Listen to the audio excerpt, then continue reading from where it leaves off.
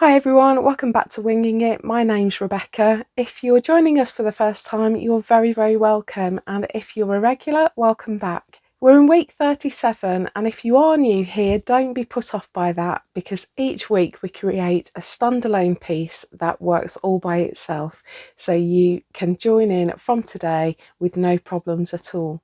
This week in the UK, everyone has been returning to school. Term has begun and my daughter has started secondary school for the first time, and I've returned to the classroom after a year sabbatical.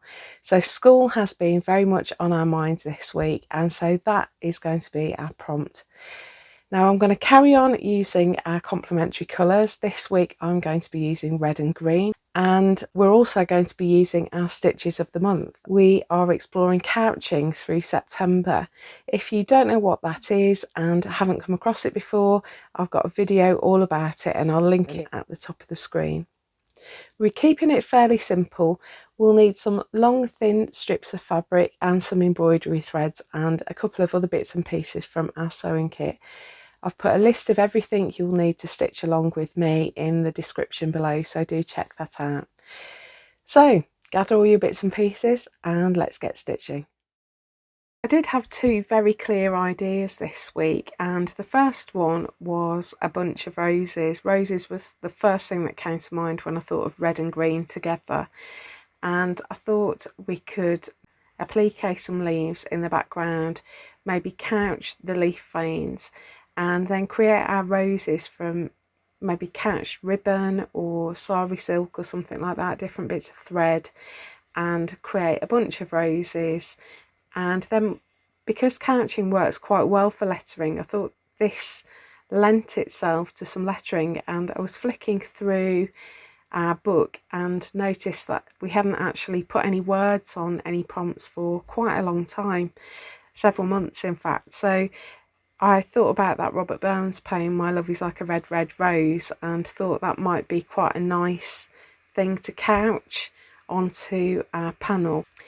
But my problem with this one was it didn't really offer the opportunity for very much variety of techniques. It was all going to be very simple couching, and I wanted to play with the technique a little bit more. I also couldn't really justify this as a prompt for school, so even though you might learn poetry in school, I thought the link there was far too tenuous to use for this week's prompt, and I just kept coming back to the idea of an apple for the teacher. I came up with quite a stylised design, and again I got some lettering in there, and I thought this might be quite fun to couch down some thread forming the letters so it looks like handwriting. My ability to do joined up writing like this is very very poor, so we'd make it look better than that.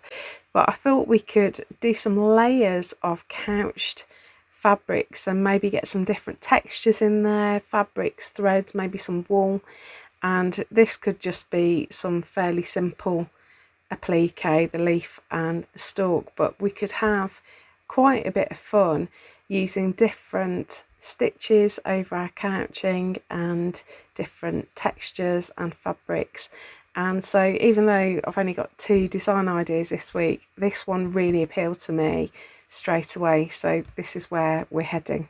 I'm going to be working on this bright green piece of felt, and I've roughly sketched out the design and roughly placed the lettering at the top, and I just wanted to talk briefly about the resources that we've got on the table.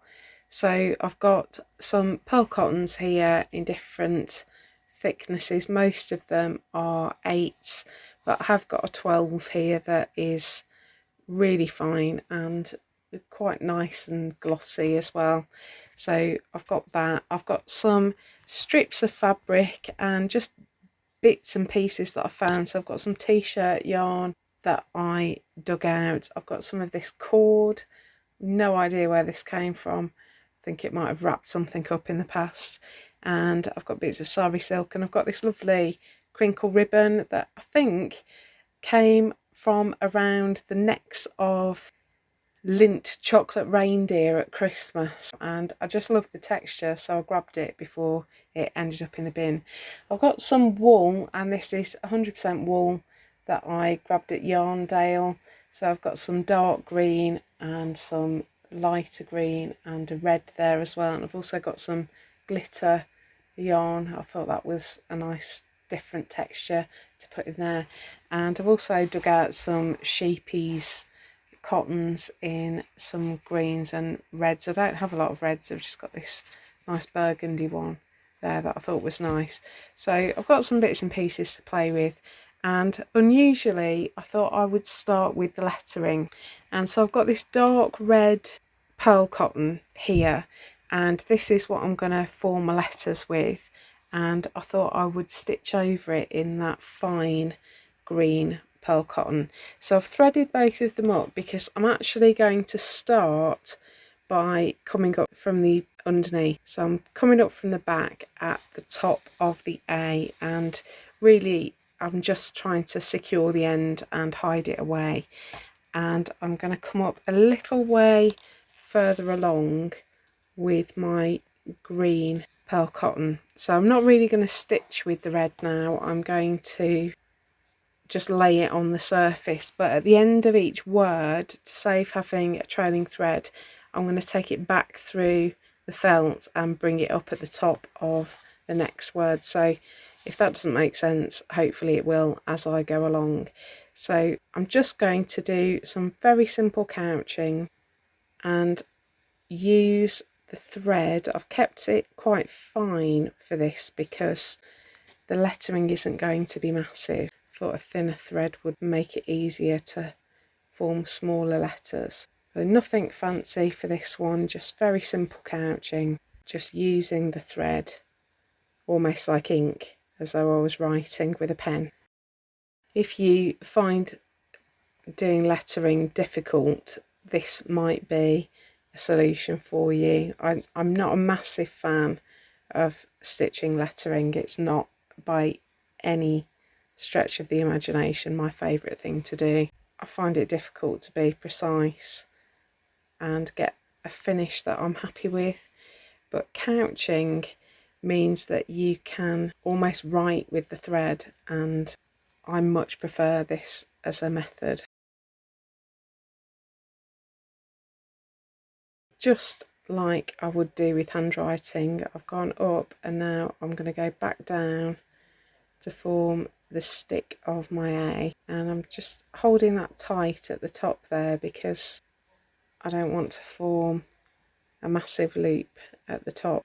So here's a really good example. So I've done my A and two P's, but now I want to go to the top of the L. So what I'm going to do is take my red thread back through and bring it out at the top of where I want my L. And then I can take my green thread to the top and carry on as though nothing happened, and it just neatens the finish and saves me having lots of loose ends on the surface.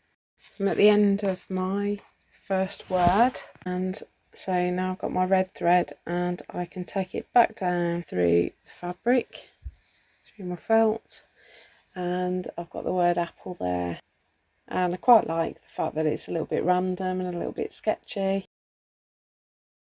Might put in a little bit more of the stalk of the pea there, and I can bring it up again and carry on making my letter F. I just want to make sure that I don't do what I've just done there on the back and stitch through my green thread. So you can do it all on the surface, but I quite like that some of the mechanics of this couching are hidden, and I think it's going to make for a neater finish overall. So I'm going to carry on and fill in the rest of that lettering, and then I'll come back and we'll start working on the apple. So here's my lettering. If I bring it up close, hopefully that'll focus. You can see that I've formed those letters very much like ink. I'm not entirely happy with that A there, but it'll do for me. You get the idea, hopefully. I thought it might be good to do the leaf next. I've got a dark green wool here, and I've threaded up a brighter green pearl cotton, and what I'm going to try and do is just outline that shape with some wool that I've couched down. So again, I'm just following the outline of the shape, and I want to create something of a point at the end, so hopefully if I keep that nice and tight as I pull down in the other direction, the point will be clearer. So I've got a rough leaf shape in place. I'm not entirely certain what I want to do with that quite yet. And then I want a more sort of brownish green, so I'm going to go with this olivey green.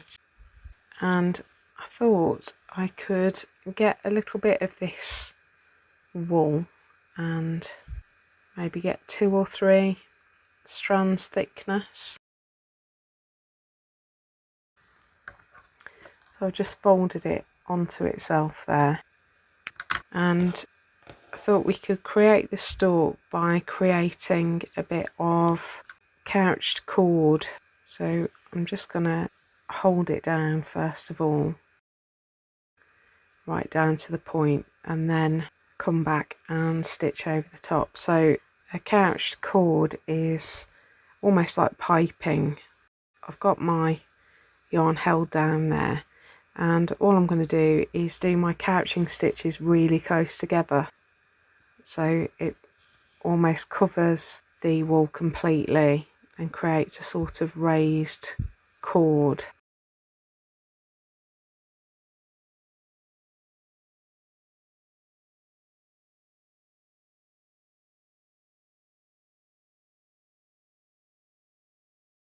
I'm doing the leaf and stalk first because I want them to be sort of covered over at this end where they go into the apple, and so I want these end parts almost hidden by the couching that we do on the apple. So these aren't lying exactly next to each other. I've tried to choose some threads that are fairly similar to each other.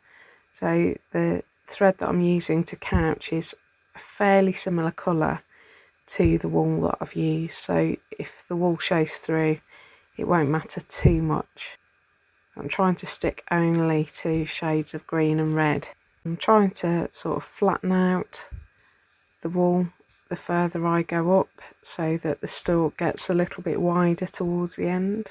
I think that'll do, and I'm just going to leave, hopefully, a little tuft at the end there, because I don't want to completely disguise the fact that we're using couching techniques. So there's my stalk, a little bit rough and ready, but that's okay. So that's the foundation of our panel. So now we're going to start having some fun with our apple shape, and I want to use some different shades of green on this. So I want this really acid shade here. I thought let's start with the widest option we've got. So this is my t-shirt yarn, and I thought it might be nice to try some different stitches on this one. So I think maybe I'm going to start with a blanket stitch. So let's just get it started off, and then we'll be able to see a little bit better what we're doing. So I'm going to pull my stitches quite tight, so it pulls that t-shirt yarn in a little bit. Might be a little bit thick, but I'm sure we can make it work. And I'm going to try and cluster my blanket stitches together.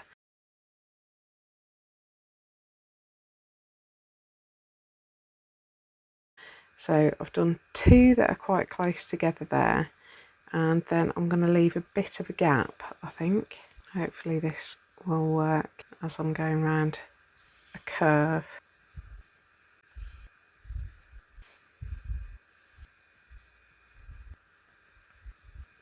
You could always pin your fabric or your thread down before you start stitching if you want to, just to make sure it's following the lines that you want it to follow, but you don't have to. I'm just manipulating it as I go. If you aren't sure about blanket stitch, there is a tutorial that I will link at the top of the screen so that you can go and learn it. And all I'm doing here that's different to standard blanket stitch is that I'm working 2 blanket stitches quite close together and then leaving a gap and working another 2.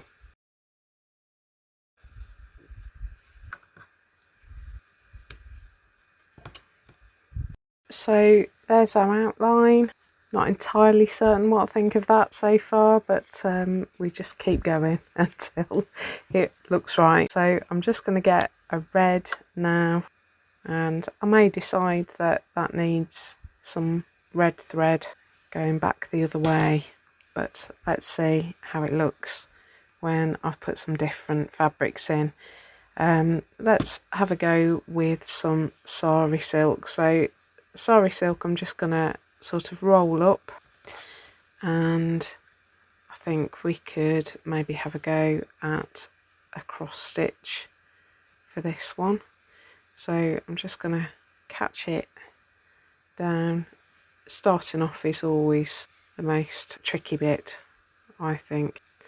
I'm just going to add in another layer, and we could bunch this a little bit, maybe just to give us a little bit more texture.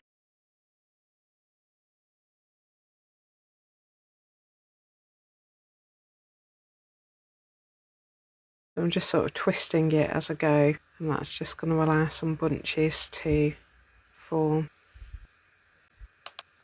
So I'm thinking that as the red is, my red thread is pretty much the same shade as my sari silk. So what I'm going to do is just couch it normally, and then I think I'm going to go back with a green and add my crosses after I've couched it down. We're just trying to create some interesting textures and effects with the layers that we use to fill the apple.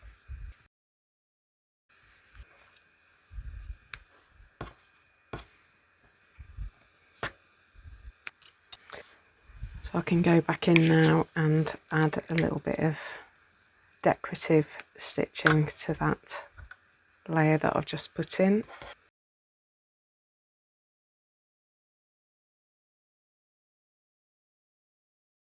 Let's get some of this glitter wool in, and we can try a different shade of green again.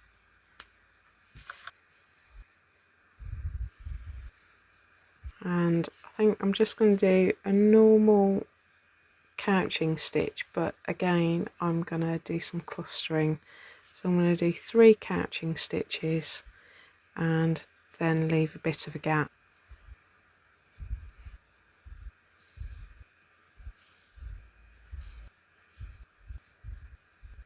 And I might go around twice with this one because it is quite fine.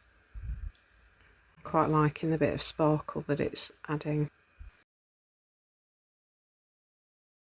So now I'm on my second circuit, and I'm trying to match up my couching stitches with the previous line. So this is the sort of radiating technique. I thought it would make the double layer makes the red wool stand out a bit more, but hopefully doing the radiating lines will make the green couching thread stand out a bit better as well. So hopefully you get the idea what I'm doing there. I'm just going to fill in the rest of the apple, and then we'll come back and look at the finished piece. There's our finished piece. I decided in the end that I wasn't 100% happy with that very pale lime green around the outside, and so I've just used some dark red, the same dark red that I used up here, to tone it down a little bit. If I bring it up close, you can see there's loads of texture in there, lots of different experiments with stitches. It's not entirely clear always what stitches are being used, but I don't think it matters. You've just got that nice sort of chunky outline and then all that texture and fun on the inside. So don't know what you think about that one. I think it's mostly a success. In hindsight, I might have used a brighter red for the lettering, and maybe I should have put this more rounded couching in the centre so the apple sort of domed out, but it's playful and it's a bit of an experiment with the techniques that we're using this month. So can't wait to see what you create with the prompt of school. Do share your creations at #FSHwingingit, and so that we can see all these pieces together, you can also use #FSHwingingit37. If you liked having a play with fabrics in this way and you want to do some more pieces with lettering in them, I'll put a link to a video here, and I'll put a video up here that's best for you. Do give us a like if you've enjoyed playing with couching, and if you want to subscribe, click on our logo down here and that makes it really easy for you. Thanks so much for watching, and I will see you in the next video. Happy crafting, and I'll see you soon. Bye.